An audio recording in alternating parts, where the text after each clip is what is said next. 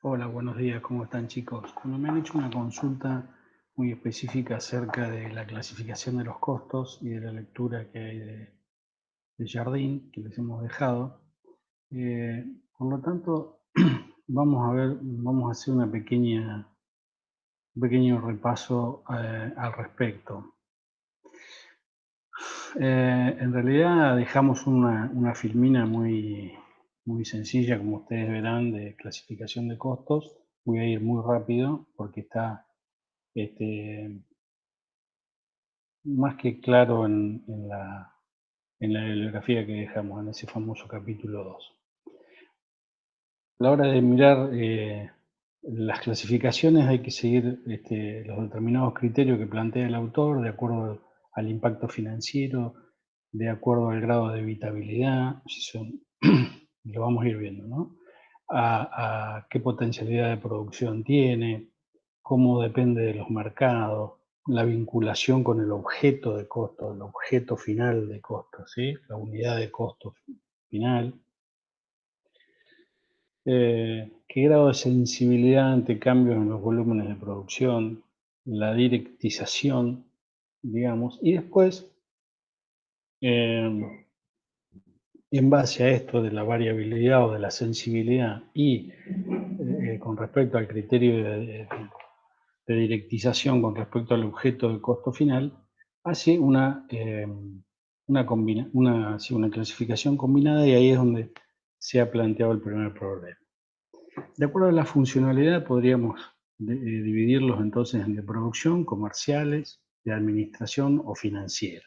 De acuerdo al impacto financiero, los erogables y los no erogables. Los erogables son aquellos costos que, ya los vamos a ver ahora cuando entremos en análisis marginal, eh, son aquellos costos que sí o sí en ese mes que estemos analizando la empresa tiene que desembolsar y pagarlos. Costos erogables, un enfoque financiero y no económico como nos propone el famoso punto de nivelación. Ya lo veremos, no me quiero adelantar. Y los no erogables son aquellos costos que no consumen fondos, que sí son tenidos en cuenta a la hora de determinar todos los factores consumidos por ese objeto final, objeto de costo final o el servicio, pero que no implican un desembolso de dinero, que son, por ejemplo, las depreciaciones, ¿sí? El famoso ejemplo que tenemos. Bueno, hay algunos que pueden ser evitables y otros que no, o algunos que los podemos eludir o dejar de tenerlos en cuenta, y otros que no, que necesariamente, como los seguros, las cargas sociales, etcétera, etcétera. Algunos son inmediatos y otros diferidos. Los inmediatos generalmente son aquellos que estamos consumiendo en el mismo momento que se pone en marcha esa producción. En ese momento es consumido, que son generalmente los costos variables, los materiales, por ejemplo. Y los de costos de uso diferido, los que propone Cartier, son aquellos que se van difiriendo en el tiempo. Ejemplo, las depreciaciones de una máquina. Las tortas de Laura eran los moldes, ¿de acuerdo? O la cocina, o los hornos, ¿sí? El gordo Fanelli, el auto, ¿sí? La depreciación. Lo estamos consumiendo, pero en forma más o menos diferida en el tiempo, como dice Osorio. Y teníamos acá esta famosa clasificación de los directos y los indirectos. Los directos son aquellos que tienen una relación evidente, clara e inequívoca. O sea que no nos podemos equivocar, es decir, esto está vinculado con esto. Este factor consumido está vinculado con este producto final o este servicio. La madera cepillada y cortada tiene que ver con el banco de plaza de madera, que es mi objeto terminado, ¿sí? Hay una relación evidente, clara y inequívoca. Y los indirectos son todos aquellos que, como lo explicábamos el otro día con Gladys, que algunos no merecen la pena hacer ese análisis, como por ejemplo la cantidad de clavitos o de cola que va a llevar ese banco, o los tornillitos, las arandelas, porque la relación costo-beneficio no lo justifica a realizar el cálculo, o porque no tienen esa relación evidente, clara e inequívoca. ¿Cuánta luz se consume, cuánta energía se consume para fabricar ese banco final o ese servicio que estamos prestando? El gas consumido, bueno, todos esos factores que de alguna u otra manera tienen que estar presentes en el costo o en la valorización final de factores consumidos para ese objeto de costo final, pero que, como dice Cartier, inventamos la forma de asignárselo, ¿sí?